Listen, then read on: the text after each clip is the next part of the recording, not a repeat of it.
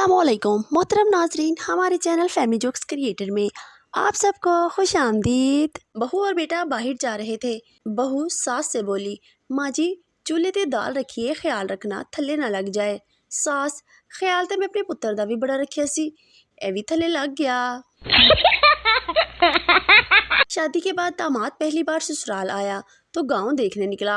गांव के एक लड़के से पूछा, यहाँ कोई एंजॉय करने की चीज है? गांव का लड़का, नहीं एक ही थी, वो भी आप ले गए। मैंने फैसलाबाद के एक अस्पताल में एक बंदे से पूछा, दांतों वाला डॉक्टर किधर बैठता है? भाई साहब ने बड़ी तसल्ली बख्श जवाब दिया, सारे डॉक्टर दंदा वाले ने, बगैर दंदा तोते कोई भी नहीं। दो औरतें बातें कर रही थी। पहली औरत, पता है हमारे गांव के चौधरी साहब कोमा में चले गए हैं। दूसरी औरत, हाँ बहन पैसे वाले हैं तो कहीं भी जा सकते हैं। एक आदमी अपने घर को पेंट करवा रहा था। कारीगर ने तवक्को से अच्छा काम किया तो इसे खुश होकर मजदूरी के अलावा 1000 रुपये इनाम दिया और कहा, ये लो बेगम के साथ फिल्म देखने चले जाना। शाम को दस्तक हुई तो आदमी ने दरवाज़ा बाहर देखा। कारीगर सूट पहनकर खड़ा था। आदमी ने पूछा, क्या बात है? कारीगर बोला, वो जी बेगम साहिबा को भेज दे, फिल्म देखने जाना है। वो दोनों एक दूसरे को गाली दे रहे थे।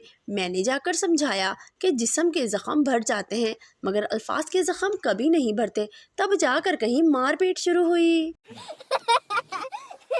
शौहर, छोड़ दो इस मोबाइल की जान, एक गिलास लस्सी बनाने का कहा था, वो भी बेदहानी में गिलास से बाहर गिर रही है। बीवी, आपसे भी कहा था कि जरा गिलास बड़े लाया करे, हर बार बच्चों वाले लाते हैं, फौरन भर जाते हैं।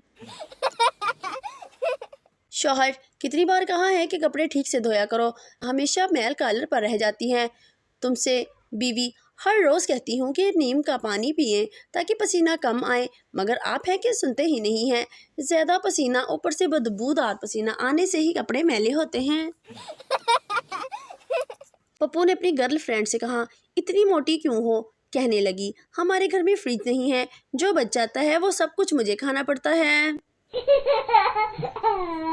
एक पठान का सर फट गया, अस्पताल गया तो इमरजेंसी वार्ड में काफी देर बैठने के बाद एक नर्स ने पूछा, आपने टांके लगवाने हैं? पठान गुस्से से बोला, नहीं पीको करवानी है।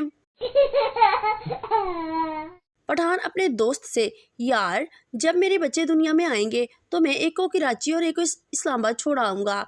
दोस्त, वो क्यों? पठान, क्योंकि कल टीवी पर बता रहे थे बच्चों में वक्फा लाजमी है।